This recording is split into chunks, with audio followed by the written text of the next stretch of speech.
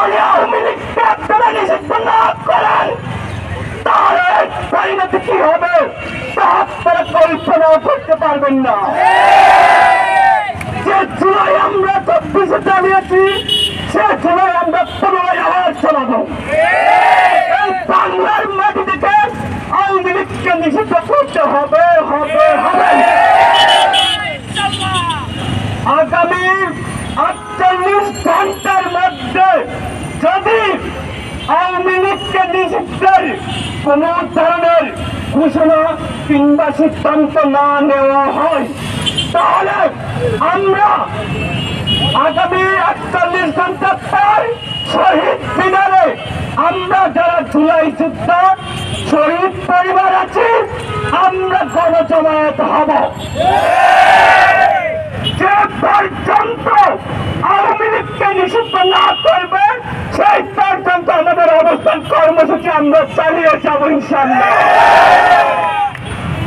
যদি আমাদেরকে কেউ বাধা দিতে আসে তাদেরকে স্পষ্ট করে বলে দিব এর পরিণাম কি ভয়াবহ হবে তা কল্পনা করতে পারবেন না। সেই সাথে প্রত্যেকটা রাজনৈতিক দলকে বলতে চাই আপনারা আমাদের পাশে থাকুন। যেরকমটা 36 জুলাইয়ের সময় ছিলেন সেই একই রকম ভাবে এখনো পাশে থাকবেন। আমাদের মধ্যে কোনো ভেদাভেদ নেই। আওয়ামী লীগ নিষিদ্ধের ক্ষেত্রে আমরা এক, আমাদের কোন ধরনের ভেদাভেদ থাকবে না।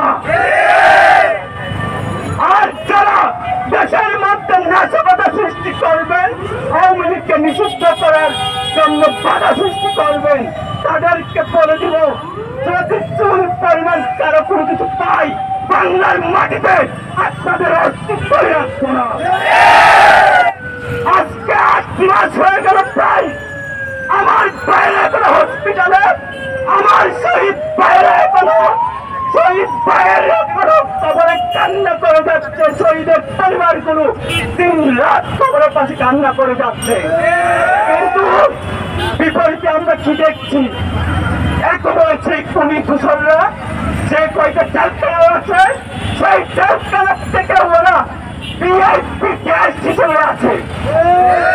আর যখন বিনা অপরাধে আমাদেরকে গ্রেপ্তার করা হয়েছিল তখন আমাদেরকে উল্টো ভাবে ঝুলিয়ে পিটিয়ে এমন বিভৎস অবস্থা করেছিল যে অবস্থার কারণে আমার ভাইদেরকে ওরা ট্রাইব্যুনালে নিয়ে যায়নি, কাজ করে দাঁড়াইতে পারেনি। কারণ আপনাদের যে সাংবাদিক ভাই আছেন সেই ফুটেজটা কোনো মানুষের সামনে দেশের মানুষের মধ্যে তুলে ধরবেন এমন বিভৎস অবস্থা আমাদের মধ্যে ওরা তৈরি করেছিল।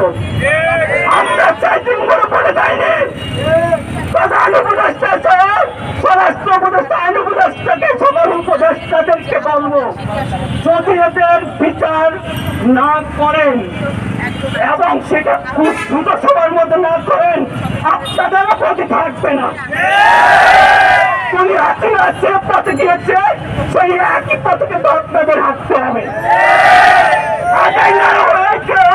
সৃষ্টি করেছেন সেই অরাজকতার সৃষ্টির দায়ও কিন্তু উপদেষ্টাদেরকে নিতে হবে এবং নির্বাচনের জন্য যে রাজনৈতিক দলগুলো পাইকারা করে বিশৃঙ্খলা দেশের মধ্যে সৃষ্টি করে যাচ্ছেন তাদেরকেও নিতে হবে। তারা প্রকাশ্যে যদি আগামী 48 ঘন্টার ভিতরে মিডিয়াতে যদি কমানো চান আমরা আপনাদেরকে বিচারের কাজ করে দাঁড় করাবো ইনশাআল্লাহ।